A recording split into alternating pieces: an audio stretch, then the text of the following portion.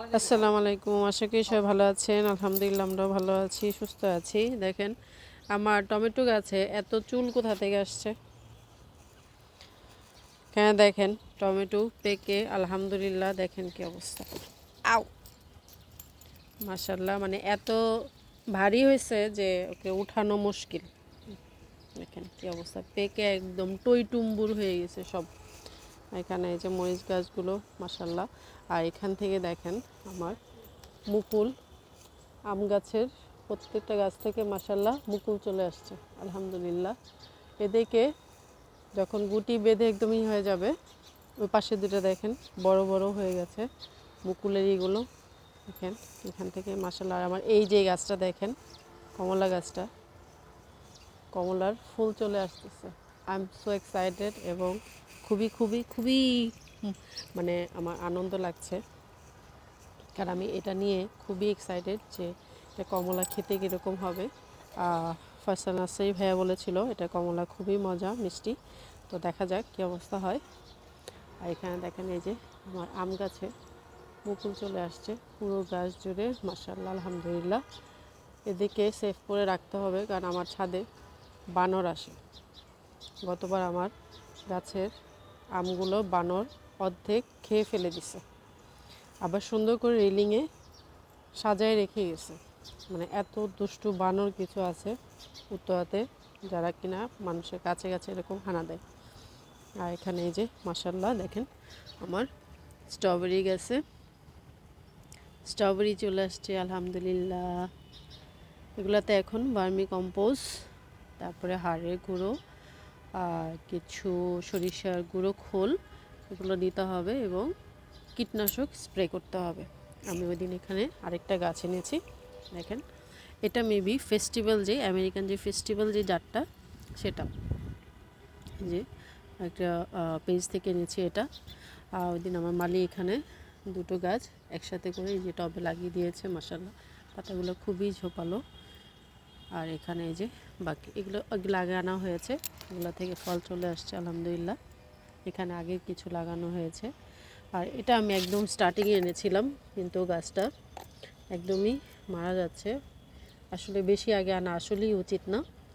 আমাদের দেশের যে টাইমিং, এটা হচ্ছে আপনার শীতের একদম মাঝামাঝি দিকে, তখন এনে স্ট্রবেরি গাছ লাগানো ভালো। তাহলে কি হয়, গাছগুলো থেকে তাড়াতাড়ি ফুল ফল আসে। কিন্তু এর আগে যদি আপনি আনেন, আপনার গাছগুলো টিকানো অনেক টাফ হয়ে যায়। এই তো মালচিং করে দিয়েছি হালকা, আরও কিছু দিতে হবে। আর হচ্ছে সারগুলো দিব 10 দিন 15 দিন পরপর দিব, তাহলে আমার গাছে প্রচুর ফুল এবং ফল সবগুলো থেকে আসবে এবং খেতেও পারবো। আর রোদের জিনিসটা হচ্ছে খুব বেশি রোদ না, আবার একদম ছায়াতেও না।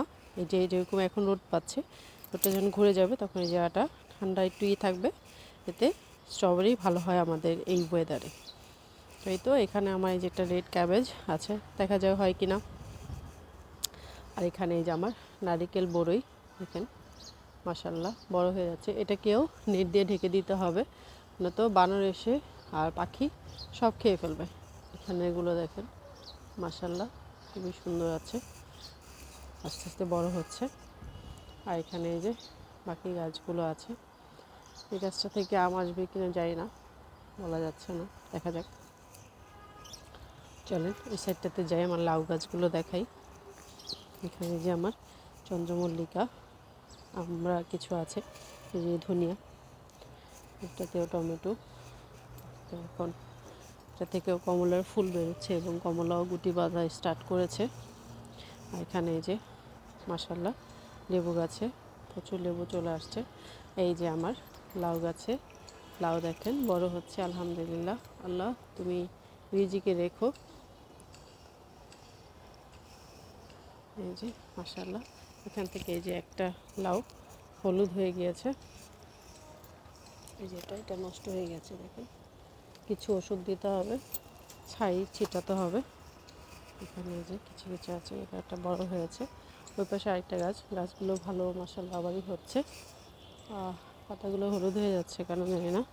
এখানে দেখেন এই যে টমেটো পেকে একদম লাল হয়ে আছে গাছে, কি সুন্দর লাগছে দেখতে, কি লাল টুকটুকে, কি সুন্দর লাগছে দেখতে মাশাল্লাহ।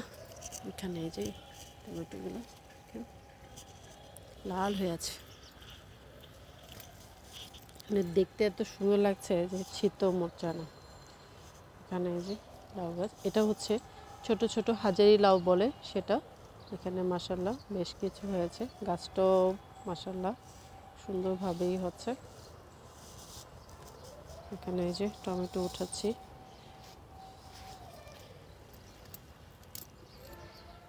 গাছের জিনিস, অর্গানিক জিনিস, ফ্রেশ জিনিস ছিঁড়তেও খুব ভালো লাগে। দেখেন এক ঝুড়ি অলরেডি হয়ে গেছে। দেখেন আমার বাসায় আরও এক ঝুড়ি আছে। ওদিন অনেকগুলো মার বাড়িতে দিয়েছি, আমার মেয়ের ফ্রেন্ডের বাসায় দিয়েছি, আরও ভাবিরা আছে ওনাদেরকেও দিব ইনশাল্লাহ। ওটাতে অনেকগুলো আছে। আর এখানে এই যে বেগুন গাছে আলহামদুলিল্লাহ প্রচুর বেগুন আসছে, প্রচুর। এখানে এই যে একটা ফুলকপি আছে, ফুল আছে মাশাআল্লাহ। এখানে এই যে আমি কিছু পেঁয়াজ এটাতে লাগিয়ে দিয়েছিলাম। আর এখানে এই যে পেঁয়াজ গাছগুলো, সরি, পেঁয়াজ গাছগুলো আলহামদুলিল্লাহ বড় হচ্ছে। আর এখানে দেখেন আমার আলু গাছগুলো মাশাআল্লাহ সুন্দরভাবে বড় হয়ে গেছে। এই সাইডটা ফাঁকা, এই সাইডটাতে উঠে নাই, মনে হয় এই সাইডটাতে দেওয়া হয় নাই। তো আমি এই সাইডটাতে কিছু পালং শাকের বিচি ফেলে দিব ইনশাল্লাহ। আর এখানে এই যে আমার এই বেগুনটা মাশাআল্লাহ বড় হচ্ছে। এদিকে আমার আঙুর গাছটা, এটাকে পুরাটাকে ছাঁটাই করে একদম করে দিতে হবে, কারণ টাইম আসতেছে। এখানেও একটা বেগুন গাছ দেখেন। আর আমার এই যে মিষ্টি কামরাঙ্গা গাছটা, পেয়ারা গাছ দুটো ওষুধ দিতে হবে,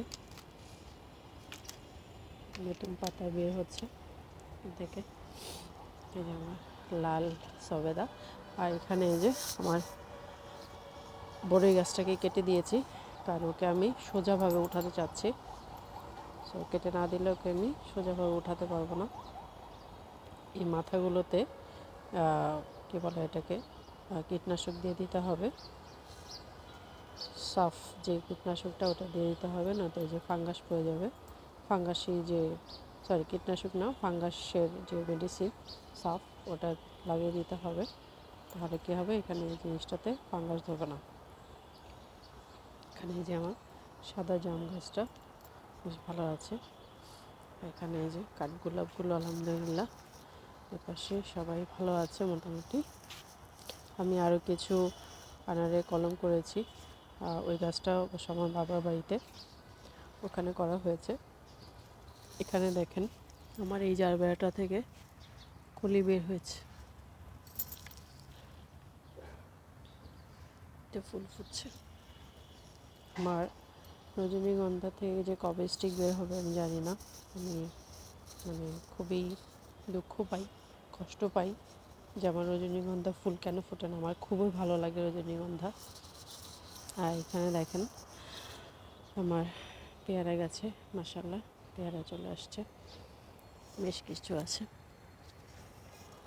এখানে দেখেন আমার যে খুলে দিয়েছি আমি, এখান থেকে দিন কিছু নিয়েছি। এখন এগুলো আস্তে আস্তে বড় হবে, আরও কিছু পাতলা করে দিতে হবে পালং শাক, তাহলে কী হবে বাকিগুলো বড় হয়ে যাবে। সবাই সুস্থ থাকবেন, ভালো থাকবেন। ভিডিওটা বড় হয়ে গেছে, সবাই আমার চ্যানেলটাকে সাবস্ক্রাইব করে দিবেন। ইনশাল্লাহ নতুন ভিডিও নিয়ে আবার দেখা হবে। আল্লাহ হাফেজ।